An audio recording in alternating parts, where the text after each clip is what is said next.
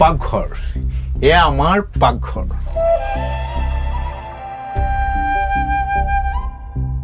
আমাৰ পাকঘৰ ৰান্ধনীশাল বা চাঙৰ সেই ধোঁৱা চাং লাহে লাহে নাইকিয়া হৈ গৈছে মই চেষ্টা কৰিছোঁ যে এই ৰান্ধনীশাল এই পাকঘৰক প্ৰজন্মক কিদৰে চিনাকি কৰি দিবৰ কাৰণে আৰু অতীজত হেৰাই যোৱা সেই ৰন্ধন শৈলী বা সেই ৰন্ধন প্ৰকৰণক কিদৰে মই চিনাকি কৰি দিব লাগে সেই বিষয়ে মই আচলতে চিন্তা কৰিছোঁ অসমীয়া আহাৰৰ লগত জড়িত থকা সেই পাকঘৰক মই নকৈ চিনাকি কৰি দিবৰ কাৰণে